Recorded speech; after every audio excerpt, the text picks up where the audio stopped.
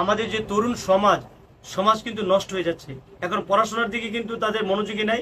তারা সস্তায় অর্থনৈতিক ডেভেলপ মানে কিছু ইনকামের জন্য তারা ব্যস্ত হয়ে পড়ছে এবং এই টিকটকের মাধ্যমে এই এই মিডিয়া কিংবা সোশ্যাল মিডিয়াকে ব্যবহার করছে। যা লালাকে দেখেন, একটা অসুস্থ মহিলা, কত বৃদ্ধ হয়ে গেছে, উনি এই মামুনকে ধর্ষণের মামলা দিয়েছিল। এবং আবার দেখলাম এই লাইলা প্রত্যেকের জন্য আরেকটা ছেলেকে আবার সে ম্যানেজ করেছে। ওই ছেলেকে খাওয়াই দেয়, পড়াই দেয়, এগুলো নিয়ে ভিডিও করে। এতে এই আধুনিক যুগে এসেও আমরা যদি এই প্রিন্স মামুন, ওই হিরো, একই হিরো আলম, তার নাম ছিল এই বল্টু আলম, ডিস আলম, হয়েছে হিরো আলম। প্রিন্স মামুন, তার নাম হলো মামুন, লাগিয়েছে প্রিন্স, আর চুলকে করেছে কালা। এখন আসলে টিকটকার বাংলাদেশের মানুষ সত্যিকার অর্থে কর্মসংস্থানহীন হয়ে যাচ্ছে, বেকার হয়ে যাচ্ছে। এখন এই সামাজিক যোগাযোগ মাধ্যম ব্যবহার করে তারা দ্রুত আর্থিক লাভবান হয়েছে, যার ধরুন এটাকে শু করে তারা আরো বেনিফিশিয়ারি হতে চায়। কিন্তু এতে করে কিন্তু আমাদের জন্য এটা একটা বেদি এবং এটা একটা অসুস্থ প্রবণতা বলতে পারেন।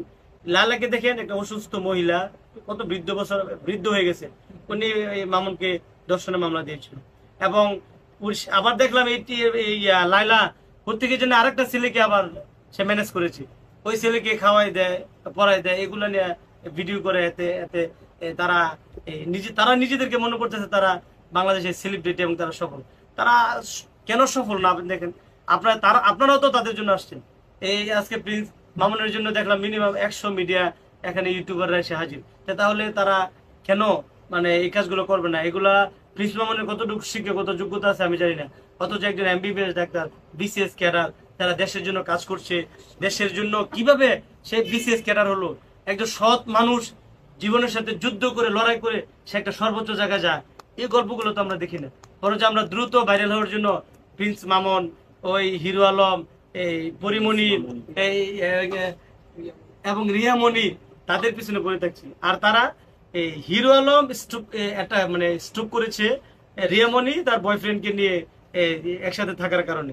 তাহলে এগুলো সোশ্যাল মিডিয়াতে ভাইরাল হচ্ছে এবং আমাদেরকে এগুলো দেখতে হচ্ছে। আমাদের যে সময়, এই সময় আসলে কত কাজ পড়ে আছে আপনি বিশ্বাস করবেন যদি বলি।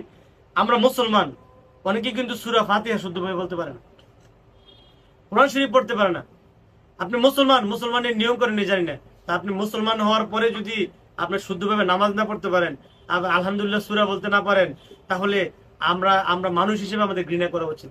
আমরা এগুলো পারি না, কিন্তু ঠিকই আপনি দেখেন সোশ্যাল মিডিয়াতে মোবাইল ফাংশনে এমন কিছু নাই যে আমরা পারি না। তাহলে আমরা কিন্তু ধ্বংসের দিকে যাচ্ছি।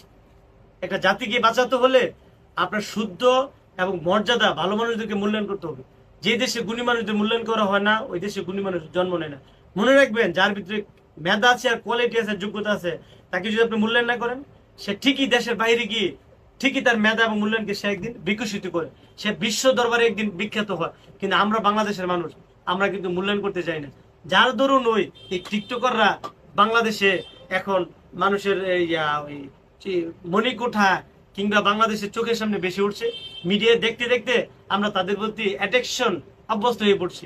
আসলে এগুলো খুব দুঃখজনক। এই সোশ্যাল মিডিয়া, বিশেষ করে বাংলাদেশের আগে যে আমরা সালমান শাহ, শাবনূর, তাদের যে ছবি দেখতাম, ছবি দেখলে আমি সেই শাবানা জসিমের ছবি দেখে ইন্সপিরেশন পেয়েছিলাম। শাবানা যখন বলতো যে Nazma Sultana, I am the lawyer of the court, এগুলো দেখলে স্পৃহা পেতাম যে কবে আইনজীবী হব, কবে মানুষের সামনে গিয়ে কথা বলবো। আর এখন লজ্জা লাগে যে সেই ইন্সপিরেশন না, এই যে মিডিয়ার যে ছবি, শুধুমাত্র টাকা উপার্জন করা ছাড়া কিছুই না।